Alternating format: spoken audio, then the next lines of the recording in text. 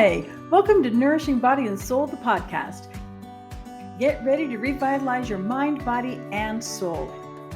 We're here to inspire women who are looking to break free from old patterns and ideas to create a life of increased confidence and improved health. Say goodbye to limiting beliefs and hello to new possibilities. So kick back, get ready to have some fun, and let's dive in. We'll uncover tools and insights that can help you build a life that's truly nourishing, body and soul. Hi, and welcome to the podcast today. Obviously, Vic isn't with me, but we're going to soldier on. In the scriptures, we have so many examples of when Christ healed people. And almost every time, he'll say, "Thy faith hath made thee whole," or some form of that. Got me thinking about that and thinking of my own story of healing. And I wanted to share that with you and maybe find some connections about maybe stories of healing that you have had or that you're seeking. So when I was 18 years old, little college student away from home, I woke up one morning, could not hear at all out of my left ear. Hadn't been sick, had nothing going on to indicate that, had never had hearing problems before, but suddenly I couldn't hear. Now my hearing came back over the course of about the next 3 days gradually. And my mom called a few days later and told her what had happened. And she said, "Well, what did the doctor say?" I'm a young, dumb college student. I said, "I didn't go to the doctor." She said, "Get to the doctor." So I went. By now my hearing's back. They confirmed that I had a slight hearing loss in my left ear, but there were no indicators of what might have caused it or that might say it could happen again. So just kind of left it at that. Then over the next 30 years, my hearing had gradually gotten worse and worse and worse. This time, by now, my both ears were bad. My left one was worse, but my left ear was worse. My right one was okay-ish. I decided it was time for hearing aids because I could tell it was really affecting my day-to-day life. Sometimes we'll tolerate problems for years before either they become an issue or they become bad enough for us to deal with them, or before we even recognize that it's having an impact on us. By 30 years, my hearing had gotten so bad that I knew that it was time for me to go do something about it. By the time I had decided it was time to look into having hearing aids, I had come to the point where I could only ask what so many times. And I knew that it was frustrating for me because I wasn't hearing what was going on. I knew that it was frustrating for my family and friends. I really felt like I had come to the point where I could tell that I was missing out on things. I knew that it was very annoying. I knew that others were thinking that I was ignoring them. When I wasn't ignoring them, I just couldn't hear them. And that wasn't okay with me, to have people think that I was annoying them or ignoring them. And then also I knew the frustration, not just of me having to ask what so many times before you just finally give up and smile and nod, but also that it was frustrating for my friends and family having to repeat themselves so much. And that person on the other end only can repeat themselves so many times before it's like, I just never mind. And so I was giving up, they were giving up, which was leading to isolation that I could feel, but I didn't really recognize because it had been so gradual how much isolation this was causing. I started learning to read lips. I was depending on that a lot, which made the masking during the COVID situation really difficult.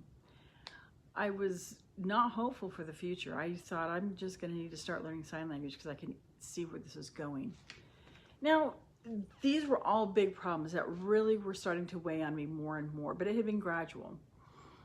But there are things that were advantages. It was a lot easier to concentrate when I couldn't hear what was going on around me because then I was just in my own world.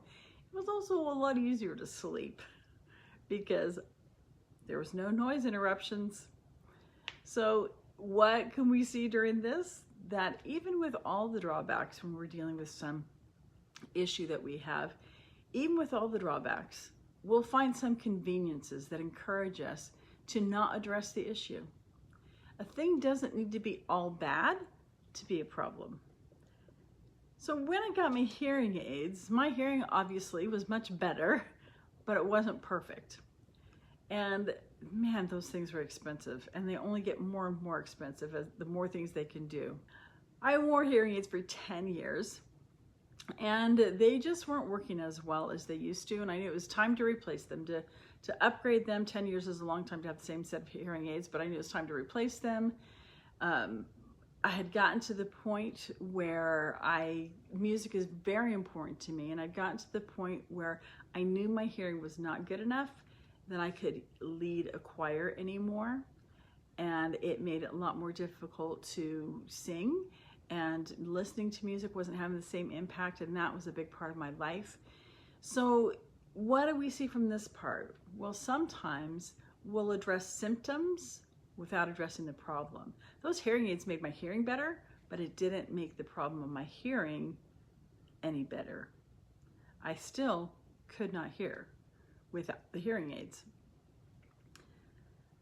At this point in time, I was reading the scriptures one day and about Christ healing people.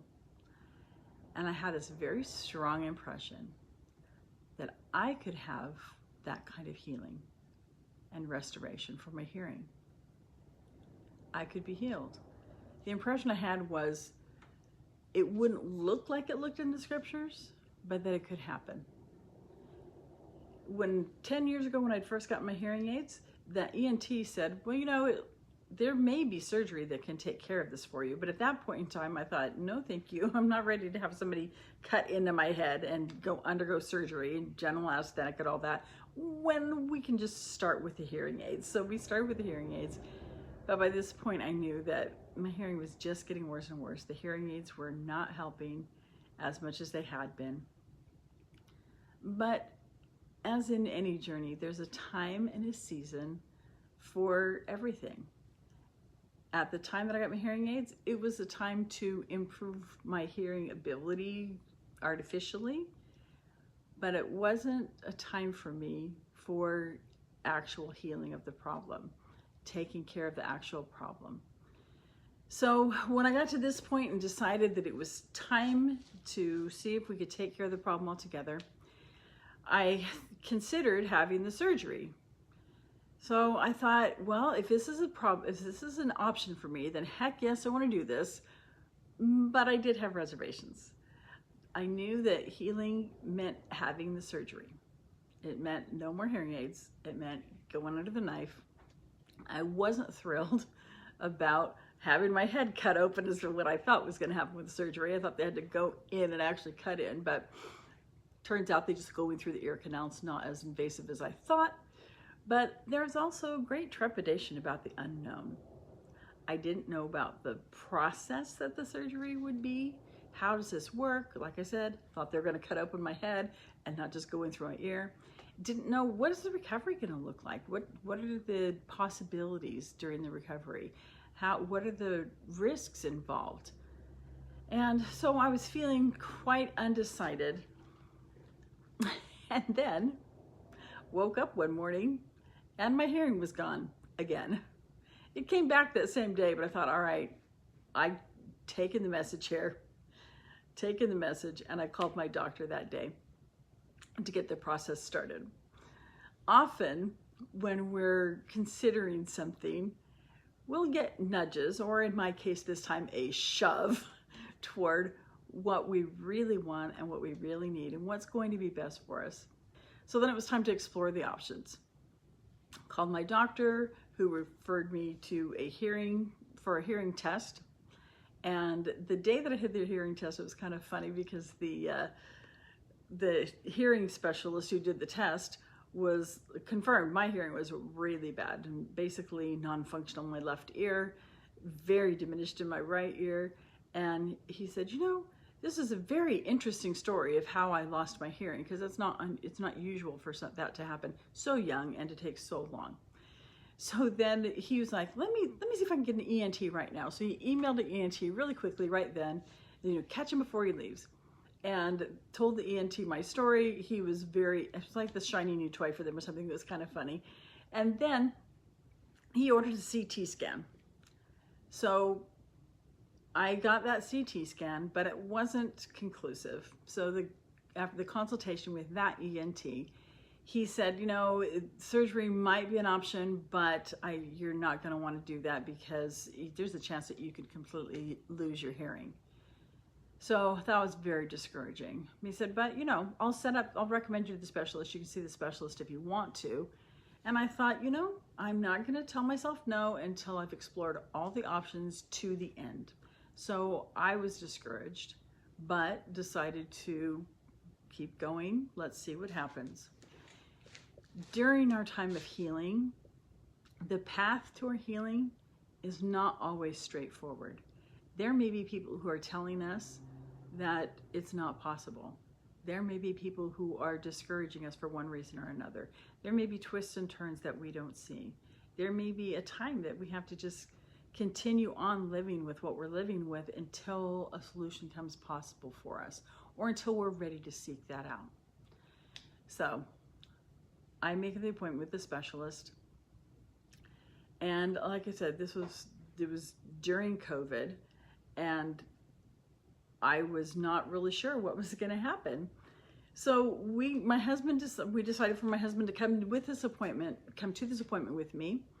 And we sat there in the lobby and watched this woman with her very elderly father, who clearly could not hear hardly anything. And when they called him in, the daughter stood up to go with him. And at the door, the attendant said, no, you can't come back. This COVID protocols, you can't come back. Only the patient can get back. And so when it was my time to go in and they called me, we didn't even think to have Lynn come in with me, because we knew that they were not going to let him in if they didn't let this daughter in with her father, whose hearing was way worse than mine. So I went back, and the doctor, you know, got to know the doctor. He introduced himself. He was former military. He started in on telling me what were my options. And I said, hold on a minute. Can you just wait? Let me get my husband on speakerphone here so I don't have to try to remember everything that you're saying and repeat it to him. And he said, oh, is he, you know, out in the parking lot or something? And he said, oh, he's not here with you. I said, no, he's here. He said, oh, is he like in the parking lot? I said, no, he's just out in the waiting room. And he said, they didn't let him in. I said, well, no, because, you know, we saw this other people, da, da, da, da. And he went off about this whole rant about ADA and hearing loss as a disability and people have rights. So I knew that I'd found myself a champion. He went out and got Lynn and brought him in, and he started explaining the options to us. When he got to the option of surgery and explained how it would go and what the odds are that I could lose my hearing, I thought I was doing the math wrong as the numbers that he was throwing out, because I was hearing 1% chance of hearing loss. So I had him clarify, and he said, no, there's a 1% chance that you could lose your hearing. And I thought, 1%? Sign me up. When can we do this? Let's get this going. Now, pause here. No hate for the ENT who had said you're not going to want to do this, because he'd never dealt with hearing loss himself. He didn't know what it was like to live without that. So, no hate to him. But we decided to move ahead with surgery. It was more than worth the risk to me. So we were going for surgery. So I got myself educated about it. They're actually on YouTube. Yay, YouTube. Was a full video of the procedure. So I watched that and I got very clear on what was going to be happening. We opted to do my worst ear first in case there was anything wrong, then I wouldn't have that great of a loss. After that first surgery, when I woke up in that bed in the recovery room, tears just started streaming down my face, because I could hear. Even with a wound on my eardrum, my ear stuffed with gauze, my outer ear stuffed with cotton, and then a covering over my ear, I could hear that nurse talking to the patient in the next bay, and I could understand every word that she said. Now, our process isn't always seamless of hearing. There's ups and downs through the recovery, but I knew I was going to be able to hear, and I did. Later, went on to have my right ear done. 3 surgeries that one took for other reasons. But after that, I was reconnected with the world again. I could hear well enough to sing and to lead a choir again, which might not sound like a big deal to a lot of people, but to me, that was really important. There are a couple of little downsides. I did not know my husband snored so loud or that my family made so much eating noise. But sometimes now I have to sleep with earplugs. But our healing and wholeness may not look exactly like we think it will, but it's a beautiful thing. Healing and wholeness doesn't just happen. We need to seek it. We need to go through the process. We may think that we want it. We may be frustrated with the downside of whatever we're struggling with, but we have to be really clear with ourselves.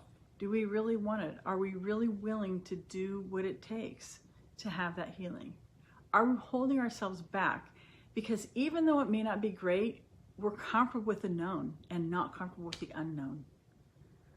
And one thing to notice about these stories in the scriptures and my own story too, is that this healing, in this case, the wholeness of my hearing, it doesn't come at the end of my life. It's not the end. It comes in the middle. It doesn't stop everything, but it changes everything. And the stories in the scriptures, this came in the middle of these people's lives. So I've talked about my hearing loss, but there are all kinds of things that this applies to. It can apply to things where we feel less than mentally, emotionally, spiritually. We can have issues. There are a lot of things that we can struggle with. We can struggle with self-image, with self-worth, with body image, with relationship to food and body. What would you like to have healed? What would wholeness look like to you? If you struggle with self-image, self-worth, with body image, with food, your relationship to food and your body, I can help. Send me a DM, email me. You can find my email in the links in my bio. You can text me, find it at my website. You can set up a call. Let's talk. Let's set you on your journey to the wholeness that you want, to the healing that you're seeking. You can create a life that's deeply nourishing, body and soul. Hey, if you want to help us grow this podcast that we're having fun doing, like and subscribe. And comment. Oh, yes. Please comment. We will comment back. Yes, we will. Mm-hmm. Hey, it's Tracy. If this was helpful and you'd like more, follow me on Instagram at tlastel.nourishingbodyansoul, or on Facebook or YouTube at Nourishing Body and Soul, or you can find my website at nourishingbodyssoul.com. Thanks for tuning in to Nourishing Body and Soul, the podcast. Before we wrap up, we just want to remind you that the information we share in this podcast is for educational and informational purposes only and is not intended for medical advice. While we hope you find our discussions helpful, we strongly recommend that you seek the advice of a qualified healthcare provider before making any changes to your diet, exercise routine, or any other aspect of your health. We also want to make it clear that the host, guests, and producers of this podcast are not responsible for any adverse effects or consequences that may result from the use of any information or suggestion discussed in this podcast. We care about your well-being, but we can't take responsibility for individual outcomes. By listening to this podcast, you agree to indemnify and hold harmless the hosts, guests, and producers of this podcast from and against any and all claims, damages, liabilities, costs, and expenses arising from your use of the information provided in this podcast. We're so grateful for your support, and we hope you keep listening and learning with us. Thanks.